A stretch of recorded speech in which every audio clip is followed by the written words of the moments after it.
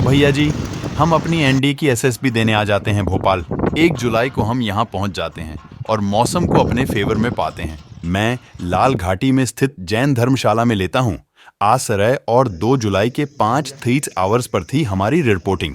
फिर हमें मिलिट्री बस आती है लेने और हम कैंट की खूबसूरती को निहारते हुए सिलेक्शन सेंटर की तरफ बढ़ते जाते हैं। यार कैंट लगता है हरियाली की वजह से।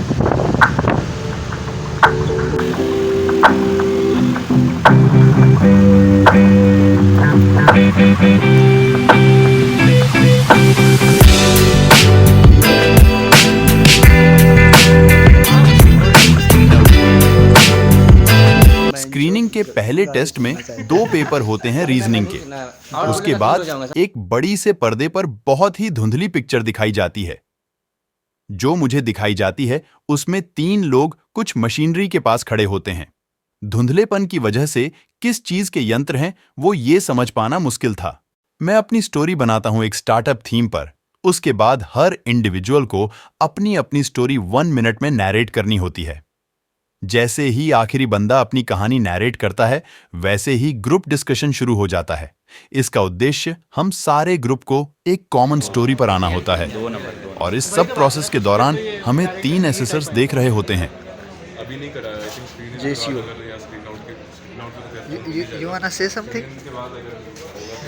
नहीं बोल दे 20 किलोमीटर बस से जाते थे हॉस्टल से इंस्टीट्यूट। फिर हमें रिजल्ट के लिए बुलाया जाता है और हम 23 बंदे स्क्रीन इन हो जाते हैं। जो आउट उन्हें वापस घर भेज दिया जाता है और जो इन होते हैं उनका डॉक्यूमेंटेशन होता है और घर वालों को सूचित करने के लिए मोबाइल देकर वापस ले लिया जाता है। और यहाँ से हमारा डे 1 समाप्त हो जाता है। हमें वहाँ रुकने के लिए कमरे दे दिए जाते हैं। डे 3 के टेस्ट कंप्लीट होने के बाद हमें मिलता है भोपाल घूमने का आउटपास, जिसका टाइमिंग था 1430 आवर्स से 1800 आवर्स तक। हम लोग भी आउटपास गए। चूंकि समय बहुत कम था इसलिए हम पास ही स्थित गुफा मंदिर घूमे और यादें बनाई। और फिर डे 5 पर होती है हमारी कॉन्फ्रेंस। फिर डेप्यूटी प्रेसिडेंट जो कि कर्नल रैंक के थे, उनकी स्पीच के बाद होता है आखिरी रिजल्ट का अनाउंसमेंट। हम 23 में 5 रिकमेंड हो चुके थे। बाकी 17 की आंखों में उस समय क्या दिख रहा होता है वो ना मैं यहाँ बयां कर सकता हूँ और न ही आप महसूस। इसके बाद हमें बस छोड़ने जाती है और सिलेक्टेड 5 मेडिकल के लिए जाते हैं। तावड़े वो तावड़े रोना नहीं तावड़े।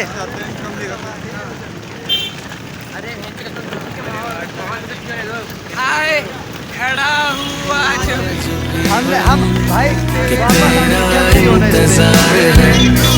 छू जो मुझे तुम कभी खो न जाऊं मैं रात दिन नजरों में तुम हो बसे। कह दो जो तुम एक बार